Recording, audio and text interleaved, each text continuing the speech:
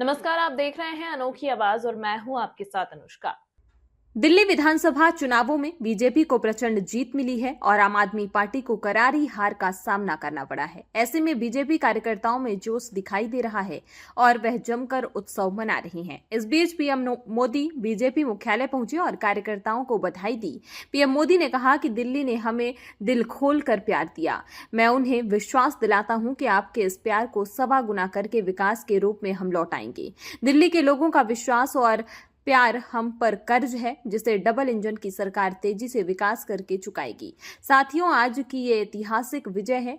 ये हम सामान्य नहीं है। दिल्ली के लोगों ने आपदा को बाहर कर दिया है। एक दशक की आपदा से दिल्ली मुक्त हुई है। इतना आहत होते रहे हैं, लेकिन दिल्ली की आपदा ने इस आस्था का अपमान किया। दिल्ली की आपदा ने लोगों की भावनाओं को, उनकी आस्था को पैरों तले कुचल दिया।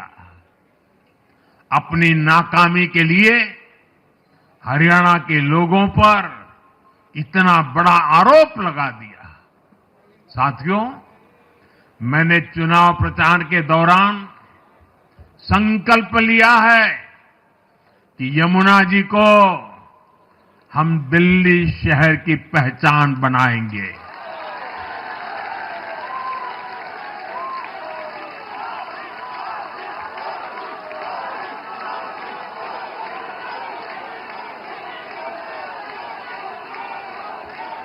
मैं जानता हूं यह काम कठिन है। मैं ये भी जानता हूं ये काम बहुत लंबे समय का है। गंगा जी का देखिए, राजीव गांधी के जमाने से वो काम चल रहा है। समय कितना ही क्यों न जाए, शक्ति कितनी ही क्यों न लगे, लेकिन अगर संकल्प मजबूत है तो यमुना जी के आशीर्वाद रहने वाले हैं। हम मां यमुना जी की सेवा के लिए कांग्रेस ने जीरो की डबल हैट्रिक लगाई है। देश की राजधानी में देश की सबसे पुरानी पार्टी का लगातार दिल्ली में 6 बार से खाता नहीं खुल रहा है। और ये लोग खुद को पराजय का गोल्ड मेडल देते फिर रहे हैं। सच्चाई ये है कि कांग्रेस पर देश बिल्कुल भरोसा करने के लिए तैयार नहीं है। पिछली बार मैंने कहा था कि कांग्रेस एक परजीवी पार्टी बन चुकी है। ये खुद तो डूबती है, अपने साथियों को भी डुबोती है।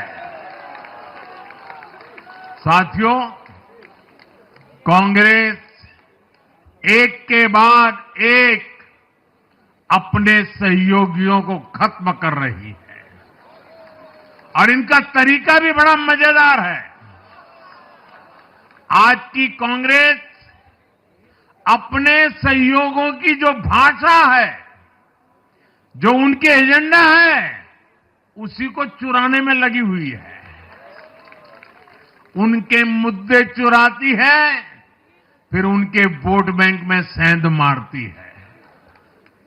यूपी में कांग्रेस उस वोट बैंक को छीनने की कोशिश कर रही है जिस पर समाजवादी पार्टी और बीएसपी अपना हक मानती थी। मुलायम सिंह जी इसको बराबर समझ गए थे। इसी तरह तमिलनाडु में कांग्रेस, पूरा देश जानता है कि जहां एनडीए है वहां सुशासन है, विकास है, विश्वास है। एनडीए का हर कैंडिडेट हर जनप्रतिनिधि लोगों के हित में काम करता है। देश में एनडीए को जहां भी जनादेश मिला है, हमने उस राज्य को विकास की नई ऊंचाई पर पहुंचाया है। और इसलिए भाजपा को लगातार जीत मिल रही है। लोग हमारी सरकारों को दूसरी बार, तीसरी बार चुन रहे हैं। उत्तराखंड, हरियाणा, उत्तर प्रदेश, एमपी में, गुजरात, गोवा, महाराष्ट्र, बिहार में, असम, अरुणाचल, मणिपुर में, हर राज्य में हमें दोबारा सत्ता मिली है। साथियों, यहां दिल्ली के बगल में यूपी है। एक जमाने में उत्तर प्रदेश की कानून व्यवस्था कितनी बड़ी चुनौती थी और सबसे बड़ा चैलेंज नारी शक्ति के लिए होता था। यूपी में दिमागी बुखार का कहर बरसता था, लेकिन हमने इसका अंत करने के लिए संकल्पबद्ध होकर काम किया। आप याद करिए, महाराष्ट्र में हर साल सूखे के कारण हमारे अन्नदाताओं पर कितना बड़ा संकट आता था, लेकिन हमारी सरकार आने के बाद हमने जल युक्त शिविर जैसे अभियान चलाकर किसानों तक पानी पहुंचाया।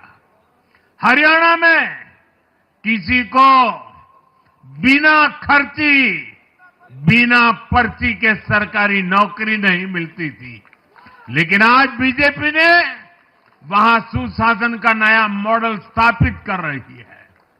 पूर्वोत्तर में हमारी सरकारों ने वहां के लोगों को विकास की नई धारा से जोड़ा है। एक जमाना था जब गुजरात में पानी का इतना बड़ा संकट था, खेती किसानी मुश्किल थी, लेकिन आज वही गुजरात एग्रीकल्चर पावर हाउस बनकर उभरा है। आप याद करिए, नीतीश जी के। इस खबर में फिलहाल इतना ही। अन्य खबरों के लिए देखते रहिए अनोखी आवाज।